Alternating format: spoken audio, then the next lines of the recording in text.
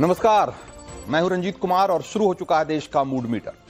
Mood metre की पहली story में आपको बताएंगे कि कैसे अब 18 घंटे बाद वक्त की मनमानी का टाइम ओवर होने जा रहा है।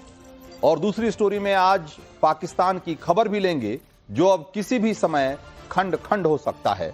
और मूड मीटर में आज हम येशु येशु बोलकर चमत्कार के नाम पर बलात्कार करने वाले पादरी के पाखंड का भी पर्दाफाश करेंगे। लेकिन सबसे पहले आज की सबसे बड़ी खबर, वक्त का गेम ओवर।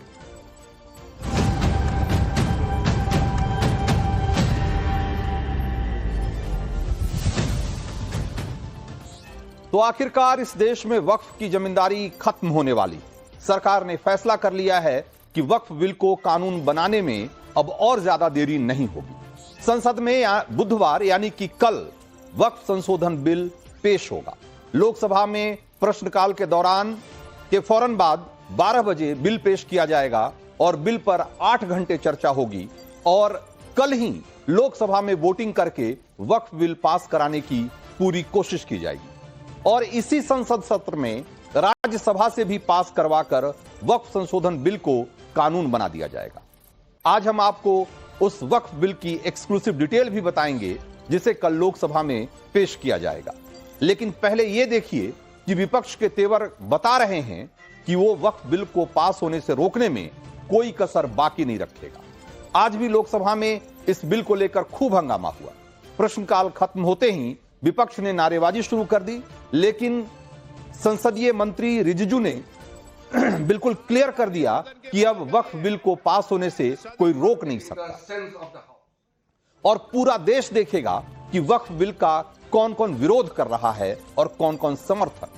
आप सुनिए जरा और फिर आपको बताऊंगा कि वो कौन कौन से कंडीशन हैं जिसमें संसद के अंदर वक्फ बिल फेल भी हो सकता है।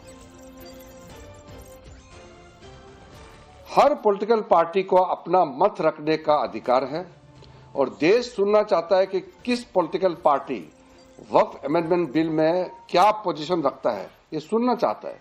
और ये रिकॉर्ड करेंगे, हजारों साल तक ये रिकॉर्ड रहेगा कि इतना अच्छा वक्फ अमेंडमेंट बिल जो ला रहे हैं इसको किसने विरोध किया और किसने समर्थन किया, ये रिकॉर्ड में रहेगा। लेकिन चर्चा तो करें।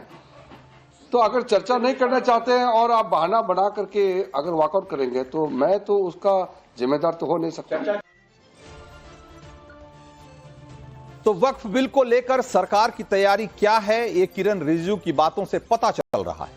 खबर यह है कि कल लोकसभा में पास करवाने के बाद अगले 2 दिन में राज्यसभा से भी वक्फ बिल को पास करा लिया जाएगा। लेकिन वक्फ बिल को संसद में पास करवाना कितना आसान है और कितना मुश्किल, इसे समझने के लिए संसद का नंबर गेम भी जरा समझिए।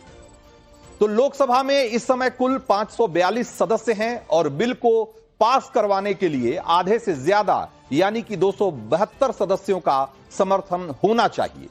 और बीजेपी के पास, जैसा कि आप में से बहुत सारे लोगों को पता होगा, कि 240 सांसद ही हैं। लेकिन एनडीए के सारे सांसदों को मिला दिया जाए तो यह संख्या 293 पहुंच जाती है, जो कि बहुमत से ठीक ठाक ज्यादा है। वहीं राज्यसभा में इस समय कुल 236 सदस्य हैं। यहां बहुमत का आंकड़ा 119 का है और बीजेपी के 98 सांसदों को मिलाकर एनडीए के पास करीब 115 सांसद हैं। लेकिन 6 सांसद अभी भी कम है। इसमें 6 मनोनीत सदस्य भी हैं जो कि आमतौर पर सरकार के पक्ष में वोट करते हैं। तो अगर इनको जोड़ लिया जाए तो एनडीए की जो संख्या हो जाती है वो 121 तक पहुंच जाती है, यानी कि बहुमत से 2 ज्यादा। यानी अगर पेपर्स पे देखा जाए तो वक्फ बिल को संसद में पास करवाना मुश्किल काम नहीं है। लेकिन एआईएमआईएम चीफ असदुद्दीन ओवैसी को अब भी ये उम्मीद है कि ये जो बिल है वो उसमें कुछ ना कुछ ऐसा निकल सकता है जिसकी वजह से सहयोगी पार्टियां इस बिल से पीछे हट सकती। आप एक बार ओवैसी को सुनिए और फिर आगे की कहानी बताऊंगा।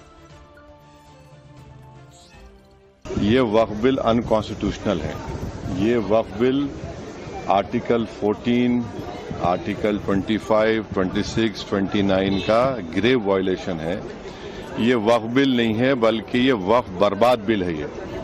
और अगर चंद्रबाबू नायडू, नीतीश कुमार, चिराग पासवान, जयंत चौधरी इसकी तायद करेंगे तो वो अपने पॉलिटिकल रीजंस की वजह से या जो भी उनके है नैरो रीजन से तायद कर रहे हैं नरेंद्र मोदी सरकार की, ये बात साबित हो जाएगी कि वो मुसलमानों की मस्जिदों को, दरगाहों को, खानखाहों को, इवैक्यू वक्फ प्रॉपर्टीज को और लिमिटेशन एक्ट अप्लाई करेंगे तो एनक्रोचर्स को रिवॉर्ड करेगी। तो वो उसकी ये सपोर्ट कर रहे हैं। उनको ये देखना चाहिए कि ये सपोर्ट तो कर रहे हैं, मगर क्या आप 5 साल के बाद जब जाएंगे जनता के पास, क्या जवाब देंगे उनको? अब तो बिहार का चुनाव भी है।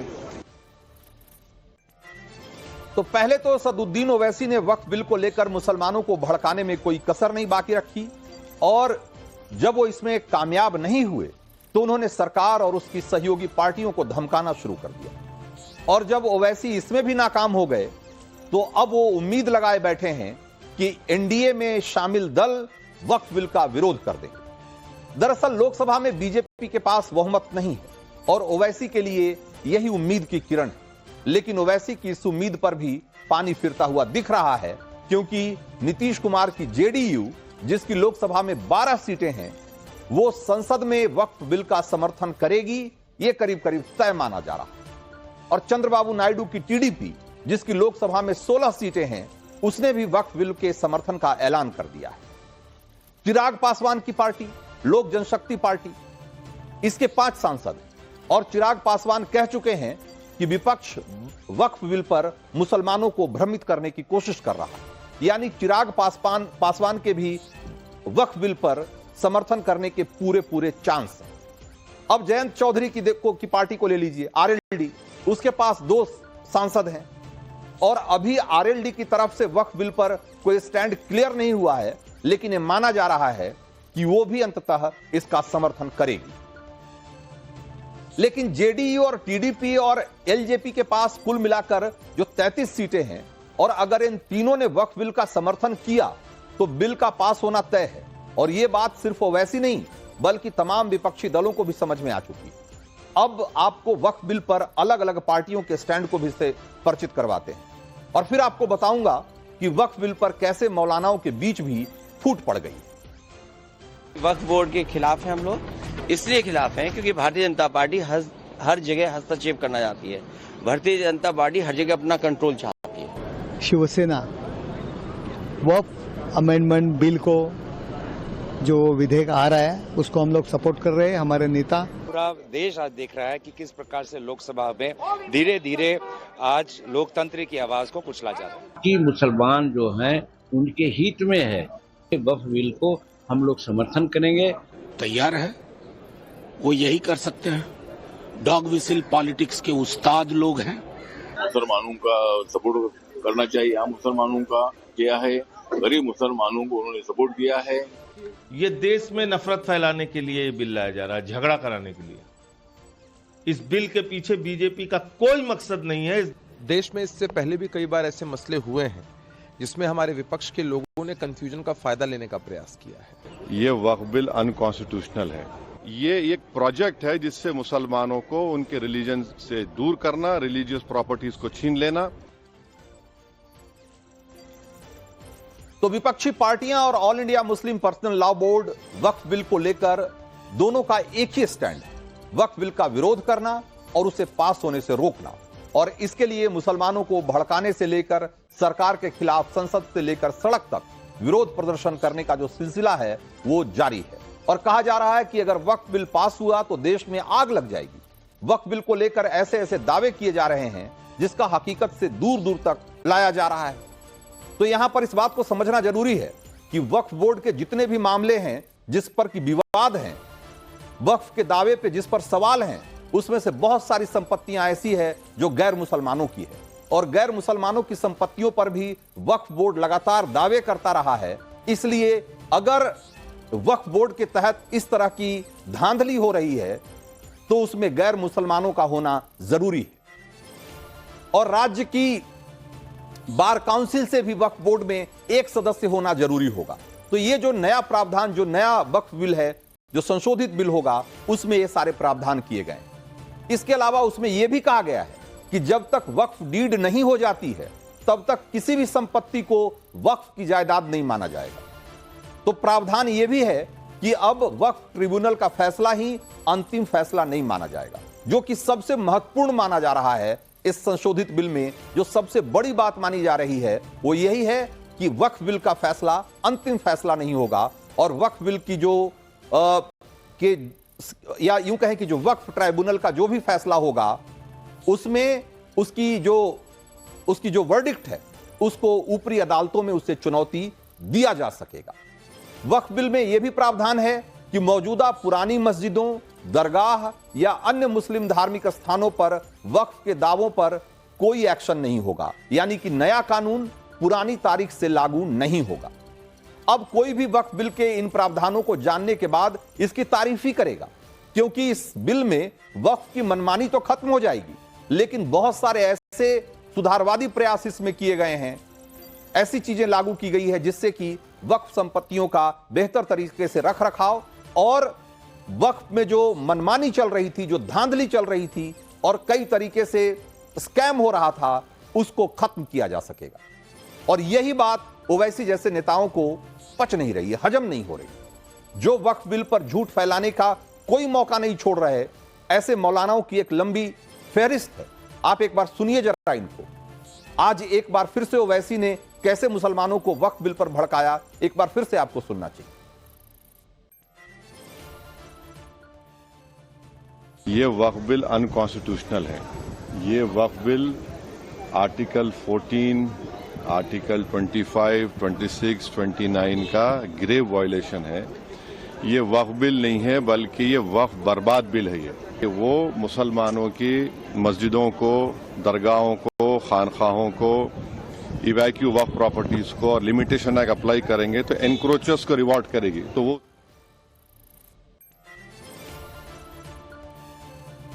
तो असदुद्दीन ओवैसी बार बार लगातार वक्फ बिल को मुस्लिम विरोधी बता रहे हैं। कह रहे हैं कि इससे मस्जिदों, दरगाहों पर सरकार का कब्जा हो जाएगा, लेकिन कैसे हो जाएगा यह नहीं बता रहे। तभी तो आज यूपी के मुख्यमंत्री योगी आदित्यनाथ ने ओवैसी जैसे वक्फ के हिमायतियों से पूछ लिया कि वक्फ बोर्ड में आज तक मुसलमानों की भलाई के लिए कौन सा काम किया गया है, यही बता दीजिए जरा।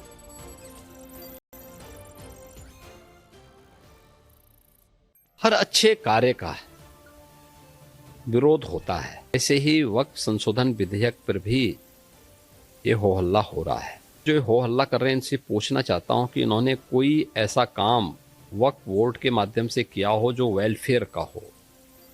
छोड़िए, सब समाज की बात छोड़िए, मुस्लिम समाज का ही कोई कल्याण किया हो उस प्रॉपर्टी का। ये व्यक्तिगत स्वार्थ का ये अड्डे बने हुए हैं। तो योगी आदित्यनाथ ने वक्फ बिल पर विपक्ष और ओवैसी जैसे नेताओं से जो जवाब मांगा है उसका कोई जवाब है ही नहीं, क्योंकि वक्फ बोर्ड की कारगुजारियों से तो देश का मुसलमान भी अच्छी तरह वाकिफ है। लेकिन अपनी राजनीति चमकाने और धर्म की राजनीति करने वाले लोग इसका विरोध कर रहे हैं। लेकिन अब वक्फ बिल के समर्थन में बड़े मौलाना भी उतर आए, जो ओवैसी जैसे नेताओं की पोल खोल रहे हैं और उनकी नीयत पर सवाल उठा रहे हैं। जैसे कि मौलाना रजवी हैं, वो कह रहे हैं कि वक्फ बिल से मस्जिद, मदरसे और मुसलमानों को कोई खतरा नहीं है। खतरा उन लोगों को है जिन लोगों ने मुसलमानों की जमीन जायदाद पर अवैध कब्जा जमा रखा है। खतरा उन लोगों को है जिन्होंने वक्फ की जमीनों पर अपनी आलीशान बिल्डिंगें बना रखी। खतरा उन लोगों को है जो वक्फ की प्रॉपर्टी से होने वाली आमदनी से अपना बैंक बैलेंस बढ़ा रहे हैं। इसी तरीके से अजमेर दरगाह के सैयद नसरुद्दीन चिश्ती हैं। उन्होंने भी कहा है कि वक्फ बिल मुसलमानों के खिलाफ नहीं है। उन्होंने कहा कि वक्फ बिल के आने से वक्फ बोर्ड की मनमानी पर लगाम लगेगी, जो वक्फ की जमीनों को भूमाफियाओं के हाथ बेचने का काम करते। वक्फ बोर्ड वक्फ की संपत्ति का एक भी रुपया गरीब मुसलमानों पर खर्च नहीं करते। ये सारी बातें जो मुस्लिम समाज के जो बड़े धर्मगुरु हैं वो कह रहे हैं। सुनिए मौलाना रजवी और सैयद चिश्ती जैसे वक्फ बिल का विरोध करने वाले लोगों की कैसे पोल खोल रहे हैं ये दोनों मौलाना, एक बार जरा सुनिए उन्हें।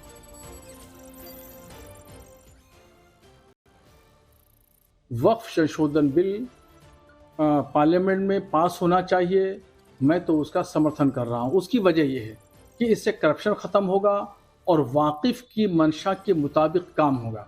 इन तमाम चीज़ों का काम ना हो करके वक्फ बोर्ड के चेयरमैन, मेंबर, संबंधित अधिकारियों ने करप्शन कर डाला, करोड़ों की जमीनों को रेवड़ियों के भाव बेच डाला।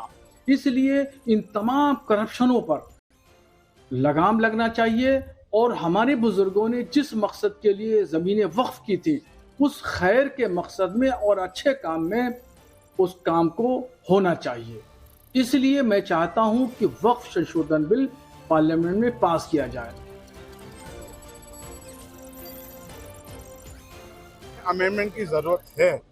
देखिए, वक्फ का मतलब ये कतई ये नहीं है कि लोग ये कह रहे हैं कि मस्जिदें छीन जाएंगी, खानकाएं छीन जाएंगी, कब्रिस्तान छीन जाएंगी। ये कहना गलत है। मुझे पूरा यकीन है कि ये बिल आने के बाद में वक्फ के मैटर में ट्रांसपेरेंसी आएगी और उसकी प्रॉपर्टी को प्रोटेक्ट होगी, और जो किराया एंक्रोचमेंट जो सबसे कम है, ज्यादा हो चुका है वक्फ के अंदर, वो एंक्रोचमेंट हटेगा और वक्फ का किराया बढ़ेगा जो कौम के लिए काम आएगा। इसके अंदर ये गुमराह ये कर रहे हैं कि साहब ये वक्फ के जरिए शरीयत मुदाखलत नहीं, तो ये वक्फ एक अलग मामला है। तो अब आप खुद सोचिए कि अजमेर दरगाह के चिश्ती खुद कह रहे हैं कि वक्फ बिल आना चाहिए क्योंकि वक्फ बोर्ड की मनमानी पर लगाम लगनी चाहिए। ये इस्लाम धर्म के स्कॉलर हैं, मुसलमानों में इनकी अच्छी खासी हैसियत है, पैठ है, और देश का मुसलमान उनके कहे को सुनता है। तो वक्फ बिल को लेकर गलतफहमियों को दूर करने की कोशिश कर रहे हैं, और जो लोग वक्फ की मनमानियों के हिमायती हैं उन्हें अच्छा नहीं लग रहा है। कांग्रेस और समाजवादी पार्टी ने तो मौलाना रजवी और सैयद चिश्ती को बीजेपी का एजेंट तक बता दिया। एक बार उनको भी सुनिए जरा। कौन है वो? सरकारी नौकर है, 2 करोड़ रुपए सरकार से लेता है सालाना। कौन है, उसको जानता है कोई? क्या हैसियत है उसकी जो दलाली बीजेपी की करने के लिए आ गया है? जो अजमेर के हैं वो लोग सपोर्ट कर रहे थे, चिश्ती लोग, वो लोग कह रहे हैं कि इसको भ्रम फैलाया जा रहा है, ये सही है। ये भारतीय जनता पार्टी किससे क्या कहलवा दे, किससे क्या करवा दे, ये भारतीय जनता पार्टी का कमाल है। तो दरअसल मसला ये नहीं है कि विपक्ष को वक्फ बिल से कोई दिक्कत है। उसकी रणनीति बिल्कुल स्पष्ट है कि वक्फ बिल के बहाने मोदी सरकार को जितना बदनाम और मुस्लिम विरोधी साबित कर सकते हो करो। मुस्लिम वोट बैंक को अपने साथ एकजुट रखने का इससे बेहतर रणनीति उनके पास न तो पहले थी और न वो आगे उनको दिखाई दे रही, क्योंकि पॉलिटिक्स में डर सबसे आसानी से बिकने वाला माल। जो विपक्ष आज वक्फ बिल को मुसलमान विरोधी बता रहा है और मुसलमानों को भड़का रहा है, वही 3 तलाक कानून के पास होने पर भी इसी तरीके की राग अलाप रहा था और उसे भी मुस्लिम महिलाओं के खिलाफ बता रहा था। लेकिन सरकार ने अब ठान लिया है कि जैसे 3 तलाक का कानून पास किया गया, वैसे ही अब संसद में वक्फ बिल भी पास होकर रहेगा।